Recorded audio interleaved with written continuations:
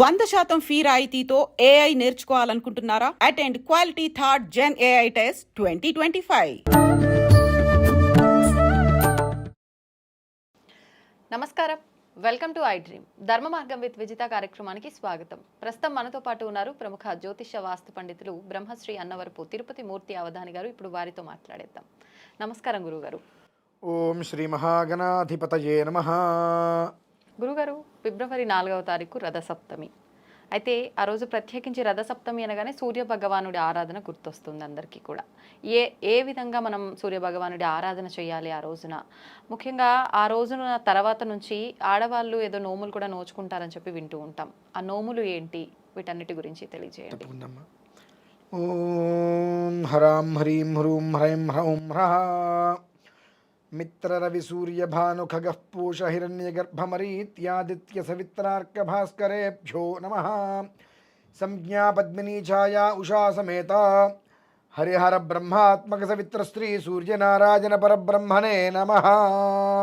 రథసప్తమి, కమల సప్తమి, కమలాత్మికా సప్తమి, భౌమాశ్విని, కమలాశ్విని, కామ్యాశ్విని, కమలాత్మికాశ్విని, కామ్య సప్తమి, రథసప్తమి ద్విగుణీకృతంగా ప్రతి ఒక్కటి కూడా కలిసి వచ్చినటువంటి కమల బ్రహ్మ శుభయోగ పర్వదినం అది. అంటే చాలా విశేషంగా వచ్చింది ఈసారి. 122 పుష్కరాల అనంతరం మనకది ఉత్పన్నమైంది. అద్వితీయమైనటువంటిది, మరలా ఈ శరీరంతో మనం చూడలేమటువంటిది. కమల బ్రహ్మ శుభయోగము అనగా మనం చేసేటువంటిది ప్రతిదీ కూడా కమలము అంటే విస్తరించటం. యావత్ భారతం ప్రపంచం మొత్తం కూడా విస్తరిస్తూ ప్రతి ఒక్క మనిషికి కూడా శుభం కలిగేటువంటి యోగం అందరికీ కావాలి అనేటువంటి విషయంలో వచ్చింది అది. భగవంతుడు కూడా మనం అనేక రకాలుగా ఆ రోజున ఆరాధిస్తూ ఉంటాం. అందులోనూ కమలాత్మిక అమ్మవారు సంతానం కావచ్చు, సౌభాగ్యం కావచ్చు, విద్య కావచ్చు, ఆయుష్ కావచ్చు, ఆరోగ్యం కావచ్చు, కోరటం ఆలస్యం ఇచ్చేస్తుంది ఆవిడ. కమలాత్మిక అంటారు ఆవిని. ఆవిడికి చాలా ఇష్టమైనటువంటి రూపం సుందరేశ్వరుడు. ఆ రోజు నాడు సూర్య నమస్కారాలు పూర్తి చేసుకొని సుందరేశ్వర స్వామి వారికి ఆరాధన చేయడం చాలా శ్రేయస్కరం. సుందరేశ్వర స్వామి అంటే మీనాక్షి సుందరేశ్వరుడు అంటూ ఉంటారు.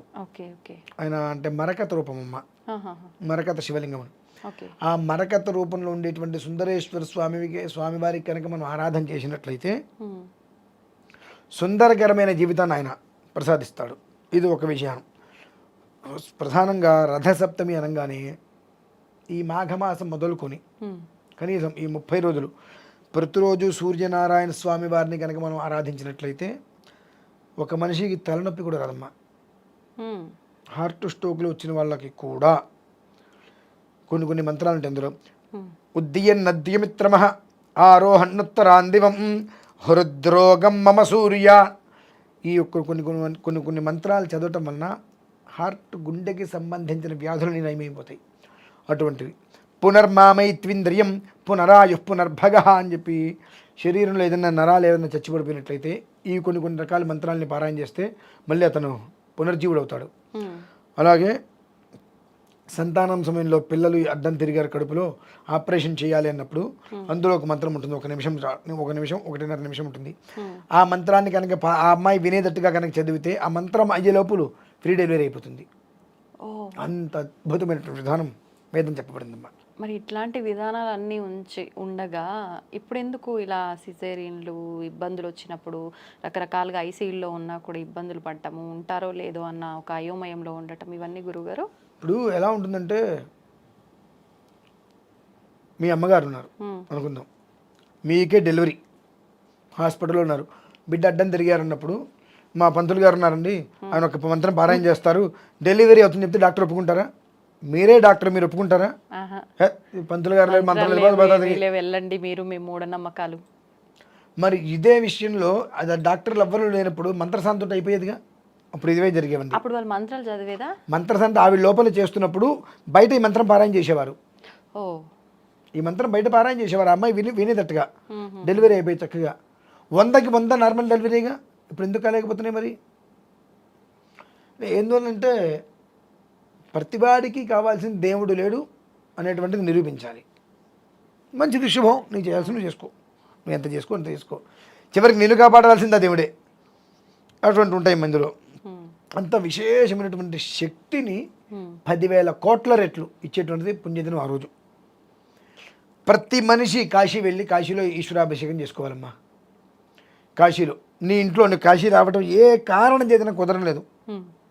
నీ ఇంటి పరిసరాల్లో నీ ఇంట్లో ముందు అరే ఇంత శివలింగం పెట్టుకో, బటన్ వేలంత మరకత శివలింగం పెట్టుకొని అన్నాభిషేకం ఉదయం మధ్యాహ్నం సాయంత్రం అన్నాభిషేకం చేసి అన్నాన్ని ప్రసాదంగా భజించు.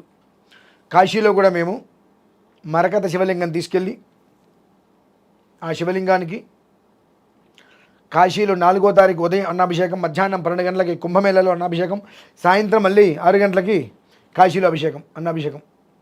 మీరు చేయబోతున్నారు 4వ తారీఖు. ఆ రోజును పురస్కరించుకొని సకల మానవాళికి కూడా శుభం కలగాలి. ప్రత్యక్షంగా పరోక్షంగా దాని గురించి తెలుసుకున్న వాళ్ళకి, తెలిసిన వాళ్ళు, విన్నవాళ్ళు, చూసిన వాళ్ళు, చూశాను అని చెప్పి ఆనందపడిన వాళ్ళు కానీ, చూసే ప్రయత్నం చేయాలనుకున్న వారికి కూడా అందరికీ కూడా ఏకకాలంలో ఏకీకృతంలో శుభయోగం కలగాలి అని చెప్పి మేము చేస్తున్నాము మా పని.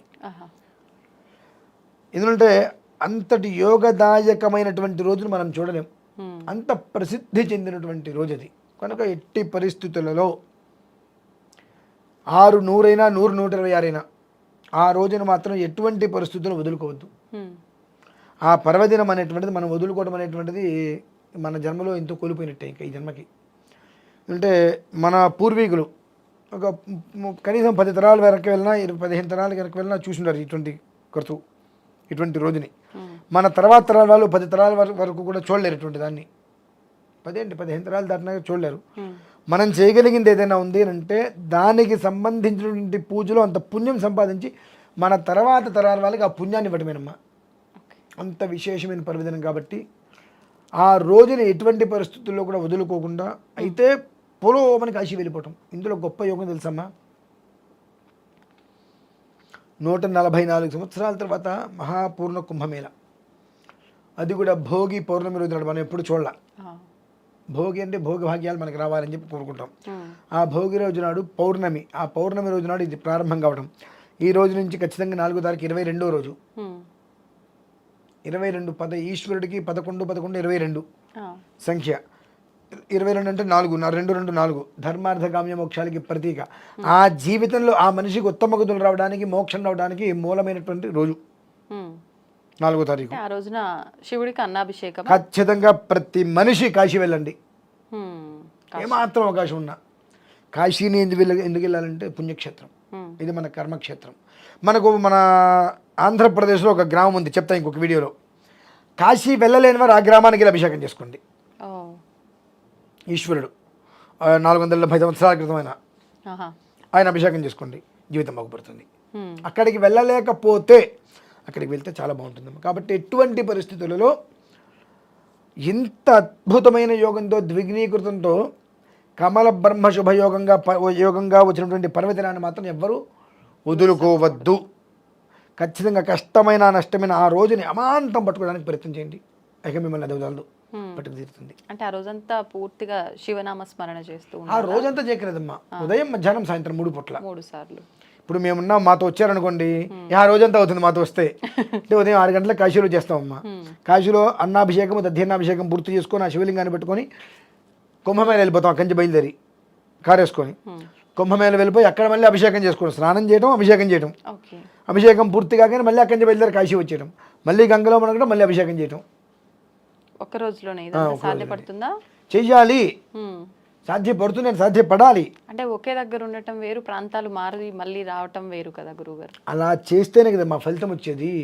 నేను ఇక్కడే కూర్చుంటా, ముక్కు ముసుగు కూర్చున్నట్టు ఉపయోగం లేదు. 3 చోట్లకి మారాలి.